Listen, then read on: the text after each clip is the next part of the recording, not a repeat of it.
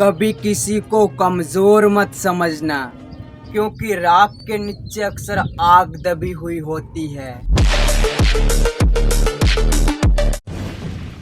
जिसने कभी नहीं किया निहत्थे शत्रु पर वार, वो भारत का वीर पुत्र महाराणा प्रताप। जय श्री राम परिजनों, जब जब हम इतिहास के पन्ने खोलते हैं तब तब हमें कई वीरों की वीर गाथा सुनने को मिलती है। लेकिन आज हम एक ऐसे वीर की वीर गाथा दोहराएंगे जिस वीर की वीर गाथा सभी वीरों से परे हैं, जिनका नाम मात्र सुनने से हमारे शरीर की धमनियों में बहता रक्त गर्म हो जाता है और सीना सोड़ा हो जाता है। वो है महाराणा उदय सिंह और माता जयवंता बाई के कोख से जन्मे भारत के वीर पुत्र महाराणा प्रताप सिंह। महाराणा प्रताप का जन्म 9 मई 1540 ईस्वी में राजस्थान के कुंभलगढ़ के बादल महल में हुआ था। गीता का ज्ञान बनकर माता जयवंता बाई ने अपने पुत्र प्रताप का मार्गदर्शन किया था और अस्त्र शस्त्र से लेकर राजकाज का सारा ज्ञान प्रदान किया था। महाराणा प्रताप बचपन में आदिवासियों के साथ खेले कूदे। प्यार से आदिवासियों ने इनका नाम कीका रख दिया और कीका नाम से आज भी महाराणा प्रताप को संबोधित किया जाता है, क्योंकि उस जमाने में आदिवासी अपने छोटे बच्चों को कीका कहकर पुकारते थे। जब प्रताप 15 से 19 साल के हुए तब उन्होंने मेवाड़ के बाहर के नागरिकों की भी मदद की, जिन राजाओं से कभी उनका राज्य मुगलों ने छीन लिया था।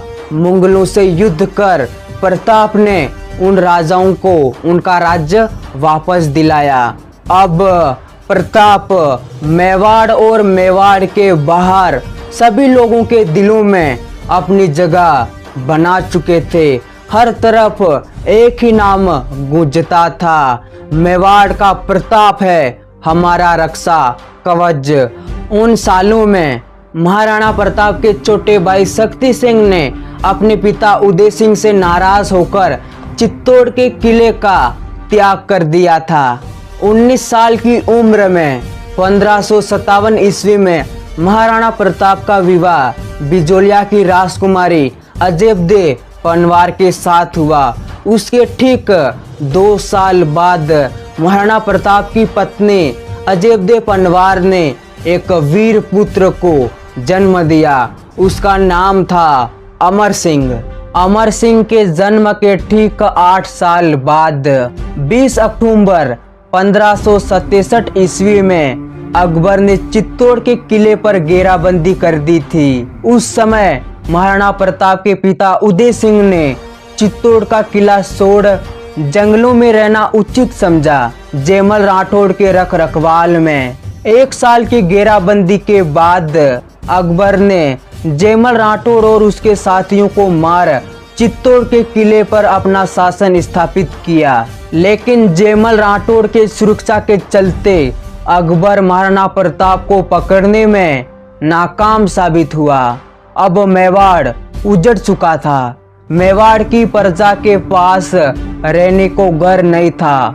मेवाड़ की उजड़ी प्रजा के लिए महाराणा प्रताप और उनके पिता उदय सिंह ने पिचोला झील और अरावली के घने जंगलों के मध्य 3 सालों की कड़ी मेहनत से उदयपुर नगर का नव निर्माण किया। साथ में महाराणा प्रताप ने अपनी एक नई सेना भी बनाई। उदयपुर नव निर्माण के कुछ समय बाद महाराणा प्रताप की मुलाकात अरावली के पर्वतमाला में बसे आदिवासियों के सरदार राणा पुंजा भील से हुई। राणा पुंजा भील ने महाराणा प्रताप को हर युद्ध में साथ देने का वचन दिया।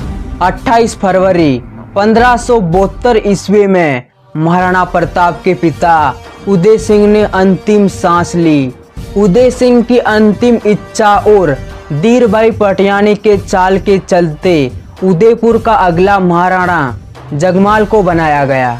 ये वो समय था जब जगमाल ने उदयपुर का महाराणा बनते ही अपने राम जैसे बड़े भाई महाराणा प्रताप और उनके परिवार को देश निकाला दे दिया था। महाराणा प्रताप के इस बुरे वक्त में आदिवासियों के सरदार राणा पुंजा भील ने अपने जंगल में महाराणा प्रताप और उनके परिवार को शरण दी। उधर उदयपुर में उदयपुर की प्रजा पर जगमाल का अत्याचार अधिक बढ़ गया, जो महाराणा प्रताप को देखा ना गया और उन्होंने अपने सामंतों के साथ जगमाल को उदयपुर के सिंहासन से उतार फेंका और उदयपुर के महाराणा बन गए। अब उदयपुर में उदयपुर की प्रजा शांति और अमन के साथ अपना जीवन व्यतीत कर रही थी। लेकिन ना जाने उसके बाद मेवाड़ की इन खुशियों को किसकी नजर लगी। अकबर ने चित्तौड़ के बाद उदयपुर पर अपना शासन स्थापित करने के लिए और महाराणा प्रताप को गुलाम बनाने के लिए 4 बार संधि प्रस्ताव भेजे, लेकिन अकबर को सफलता नहीं मिली। उन संधि प्रस्तावों से महाराणा प्रताप ने हर बार कहा कि देना उस अकबर से जाकर राणा प्रताप को गुलाम बनाने का सपना अपने दिमाग से निकाल दे। हम राणा प्रताप सिंह है, गुलामी से पहले हम मृत्यु का चयन करेंगे। अकबर महाराणा प्रताप के इन वचनों को सुनकर काफी गुस्सा हो गया और उसने उदयपुर पर हमला करने का निर्णय लिया। लेकिन उदयपुर पहुंचने से पहले अकबर की मुगल सेना को अरावली की दुर्गम पहाड़ियां और हल्दी घाटी को पार करना पड़ता था। 21 जून 1576 का दिन हल्दी घाटी में मेवाड़ के महान राजा महाराणा प्रताप और मुगल शासक अकबर की विशाल सेना का आमना सामना हुआ। इस युद्ध में महाराणा प्रताप की सेना का सेनापति हकीम खान सूरी और अकबर की सेना का सेनापति राजा मान सिंह था। हल्दी घाटी युद्ध में हट्टे कट्टे राक्षस जैसे बेलोल खान को महाराणा प्रताप ने उसके घोड़े समेत 2 हिस्सों में काट दिया था। हाथी पर सवार मान सिंह पर महाराणा प्रताप ने जैसे ही अपने भाले से हमला किया, मान सिंह तो बच गया, लेकिन उसके हाथी की सूंड में लगी तलवार से चेतक का पिछला पैर कट गया। हल्दी घाटी युद्ध के परिणाम को भांपते हुए महाराणा प्रताप के सामंतों ने महाराणा प्रताप को युद्ध क्षेत्र से सुरक्षित निकाल दिया। जाला मान सिंह ने महाराणा प्रताप का पूरा पहनावा पहन उनका स्थान संभाला। मुगलों से युद्ध करते हुए मेवाड़ के सूर्य महाराणा प्रताप को बचाने के लिए वो वीर गति को प्राप्त हुए। बलीचा गांव में 26 फीट का नाला पार करने के बाद महाराणा प्रताप के चेतक ने भी उनका साथ छोड़ दिया। अब महाराणा प्रताप अपना सब कुछ हार चुके थे। अब पूरे मेवाड़ पर अकबर का शासन था। अकबर पूरे मेवाड़ पर अपना शासन स्थापित कर चुका था। जंगल में घास की रोटी के साथ अब महाराणा प्रताप का जीवन कट रहा था। जंगलों में दिन बिताते हुए महाराणा प्रताप का शरीर लोहा हो चुका था और सांस दुगने मुगल पीछा छोड़ने को तैयार नहीं थे। समय के साथ भामाशाह ने हाथ बढ़ाया और महाराणा प्रताप को 25 लाख का सोना दिया। उस सोने से महाराणा प्रताप ने फिर अपने एक नई सेना बनाई। तब महाराणा प्रताप ने अपने पुत्र अमर सिंह और राणा पुंजा भील के साथ मुगल सावनियों पर रात में छापामार आक्रमण किया।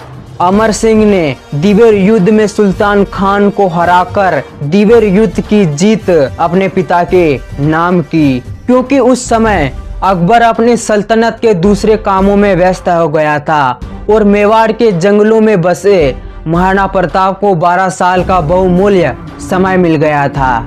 लगातार हो रहे छापामार हमलों से देखते ही देखते महाराणा प्रताप ने चित्तौड़गढ़ और मांडलगढ़ को छोड़कर मेवाड़ का जितना भी हिस्सा था वो पुनः प्राप्त किया। घने जंगलों और दुर्गम पहाड़ियों में बचे चावंड को अपनी राजधानी बनाया। 19 फरवरी 1597 ईस्वी में इस वीर ने हमेशा के लिए इस दुनिया को अलविदा कह दिया। यहीं पर समाप्त होती है इस वीर की संघर्ष और कठिनाइयों से भरी कहानी।